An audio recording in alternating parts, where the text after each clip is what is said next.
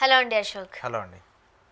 Cricketers లేకపోతే players ఎవరైనా ఉంటారు, వాళ్ళు అక్కడి వరకు ఆడుకుని ఆటకు సంబంధించి మాత్రమే మాట్లాడుకుని వాళ్ళ పని వాళ్ళు చేసుకుంటారు, ఫ్యామిలీ ప్రొఫెషన్ బ్యాలెన్స్ చేసుకుంటూ ఉంటారు.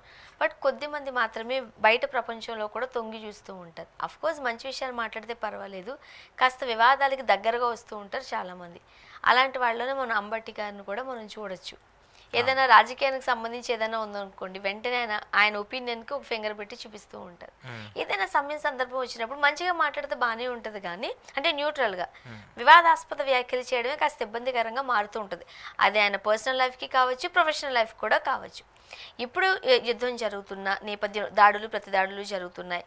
మరో పక్క ఈ క్రికెట్కి సంబంధించిన ఐపీఎల్కి సంబంధించి ఒక డైలమా ఉంది. దీనికి సంబంధించి కూడా ఆయన మాట్లాడారు. మంచిగా మాట్లాడితే బాగుంటుంది, ఒక కన్ను ఇంకో కన్నును పొడుచుకోవడం లాంటివి ఏవో మాట్లాడారు. మీరేం చెప్తారు?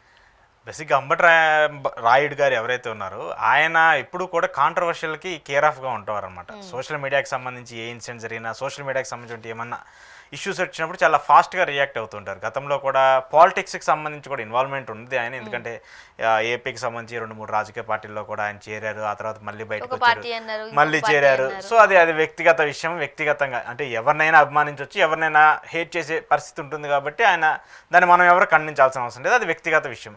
కానీ ఇప్పుడు దేశానికి సంబంధించి ఇంత క్లిష్ట పరిస్థితిలో ఉన్నప్పుడు, ఇంత భీకరంగా యుద్ధం జరుగుతున్నప్పుడు, పాకిస్తాన్కి మనకి ఇంత యుద్ధం జరుగుతున్నప్పుడు, మనకి దేశానికి సంబంధించిన హిందువుల్ని అంతమందిని చంపేసినప్పుడు ప్రతి ఒక్కరికి బాధ ఉంటుంది.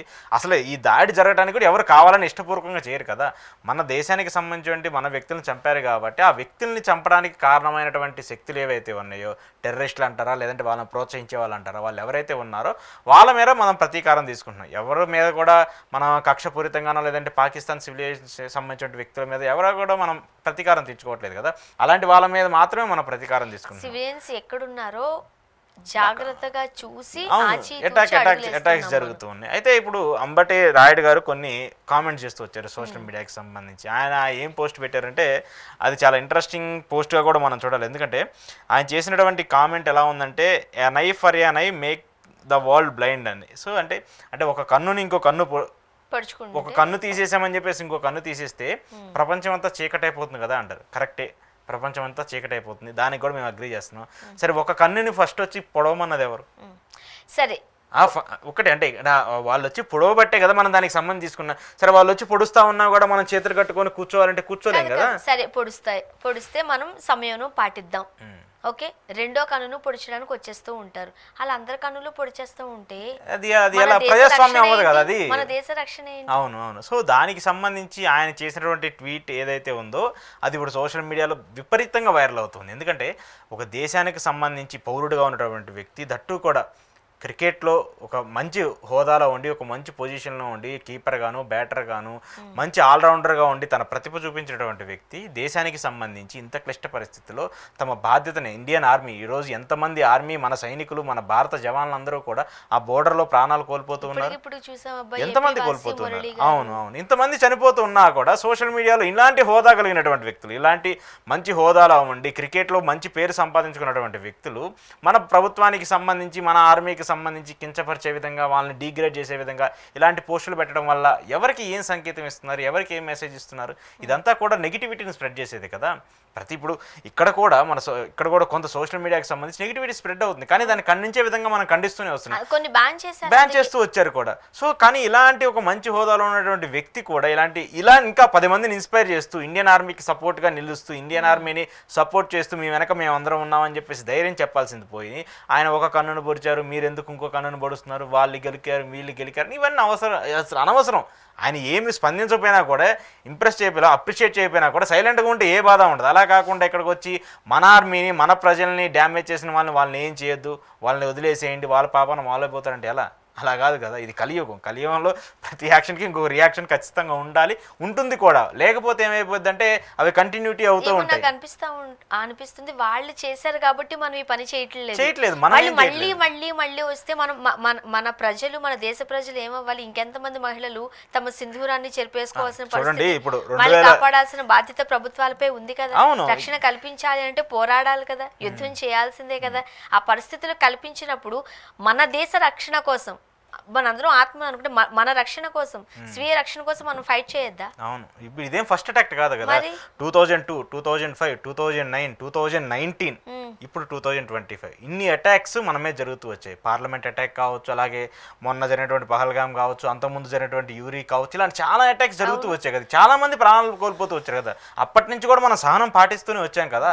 కానీ ఈ సహనం ఎప్పుడైనా పాటిస్తూ ఉన్న ప్రతిసారి కూడా వాళ్ళు ఎలా తీసుకున్నారంటే వీళ్ళు చేతగాని తనమేమో అనుకుంటూ ఉన్నారు. కానీ భారత్ ఒక్కసారి పిడికిలి బిగబట్టి ఎలా చేస్తే ఎలా ఉంటుందో ఇప్పుడు వాళ్ళకి అర్థమవుతుంది, వాళ్ళకి కనిపిస్తూ ఉంది, పిక్చర్ క్లియర్గా కనిపిస్తుంది. కానీ భారతదేశానికి సంబంధించిన వ్యక్తులే, ఇలాంటి వ్యక్తులే ఇలా మన దేశాన్ని కించపరిచే విధంగా మీరు ఇలా ఉండొద్దు, శాంతియుతంగా ఉండాలి, ఇలా సైలెంట్గా ఉండాలని చెప్పేసి మాట్లాడితే ఎలా ఉంటుంది అంటే అది మంచి పద్ధతిగా ఉంటుంది. ఎందుకంటే మనం గౌరవించాలి, మనల్ని మనం గౌరవించుకోవాలి, ఇతర వాళ్ళని గౌరవించాలి. కానీ ముందు మన సెక్యూరిటీ, మన సేఫ్టీ, మన దేశానికి సంబంధించిన వ్యక్తులకు సంబంధించిన భద్రత మనకి ఇంపార్టెంట్. అలా కాకుండా మన వాళ్ళు చనిపోతున్నా కూడా వేరే వాళ్ళని వదిలేయాలంటే వదిలేసే బాపత్ ఇంక చాలు. ఇన్ని సంవత్సరాల నుంచి, ఇన్ని ఏళ్ళ నుంచి వదిలేసుకుంటూ వచ్చి పెట్టే ఇప్పటికి ఈ పరిస్థితికి వచ్చాం కాబట్టి ఇంక వదిలేసే పరిస్థితి ఉండదు.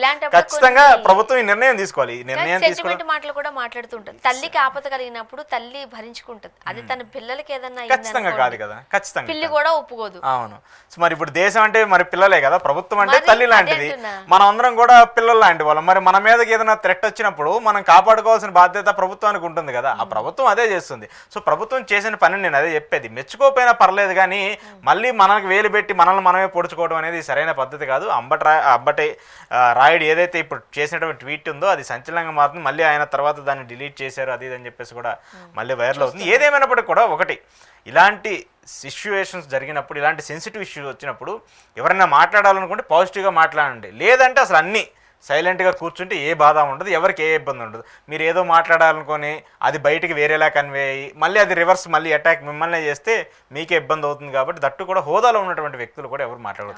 Even not only Ambati Rayudu కాదు, పొలిటీషియన్స్ అయినా, సినిమా సెలబ్రిటీస్ అయినా, కామన్ మ్యాన్స్ అయినా సరే, సెలబ్రిటీస్ ఎవరు కూడా ఏది పడితే అది మాట్లాడదు, సమయంలో సమయం ఎక్కువ మాట్లాడాలి, ఏది పడితే అది మాట్లాడాలనే ఉద్దేశంతో కూడా మనం కొంతమందికి ఎగ్జైట్మెంట్ ఉంటుందండి. అంటే ఏదో ట్వీట్ చేయాలి, ఎలాగోలా ఇప్పుడు సోషల్ మీడియాలో దాన్ని వైరల్ చేయాలి, వైరల్ అవ్వాలి అని చెప్పేసి కొంతమందికి ఉంటూ ఉంటుంది. కాబట్టి అలాంటి నేపథ్యంలో అంబటి రాయుడు చేశాడో ఏమో లేదు తెలియదు, కానీ ఆయన చేసినటువంటి వ్యాఖ్యలు మాత్రం ఖచ్చితంగా ఆయన వెనక్కి తీసుకోవాలి, క్షమాపణలు చెప్పాలి. మనకు క్షమాపణలు చెప్పకపోయినా భారత్ ఆర్మీకి ఈరోజు బోర్డర్లో ఎవరైతే కొట్లాడుతున్నారో, బోర్డర్లో ఎవరైతే ప్రాణాలు కోల్పోతున్నారో, బోర్డర్లో మన కోసం వాళ్ళ ప్రాణాలను అర్పిస్తానికి సిద్ధంగా ఉన్నారో వాళ్ళందరికీ కూడా అంబటి రాయుడు గారు మనం టీవీలో చూసాము, 1-2 వరకు చూస్తూనే ఉన్నాం. ఏదో టైంలో టీవీ ఆఫ్ చేసి ప్రశాంతంగా ఎందుకు నిద్రపోయాం?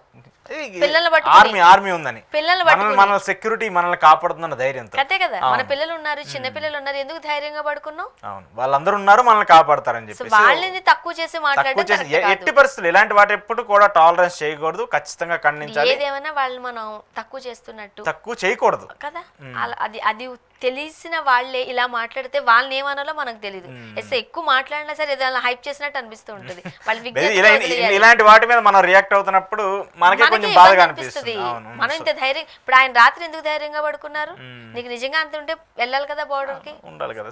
మాత్రం లేనప్పుడు ఆ స్టేజ్ లో ఉన్న వ్యక్తులు అలా ఎలా ఉంటదంటే అండి, రాజకీయంగా మాట్లాడే వ్యాఖ్యలు కొన్ని ఉంటాయి. ఇప్పుడు ఆయన గతంలో కూడా రాజకీయాలకు సంబంధించి కొన్ని పార్టీలో వైసీపీలో జాయిన్ అయ్యారు, ఆ తర్వాత జనసేనలో జాయిన్ అయ్యారు.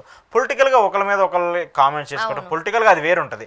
బట్ దేశ భద్రతకు సంబంధించి, దేశానికి సంబంధించిన విషయాలకు వచ్చేటప్పుడు చాలా జాగ్రత్తగా మాట్లాడాలి, ఆచితూచి మాట్లాడాలి. అలా కాకుండా ఇష్టం వచ్చినట్టు నోటికి వచ్చినట్టు మాట్లాడతానంటే ఎవరు ఉపేక్షించరు. ఫస్ట్ ఆఫ్ ఆల్ ఖచ్చితంగా దానికి యాక్షన్స్, రియాక్షన్స్ ఎలా ఉంటాయో కూడా ఆయనకి తెలుసు.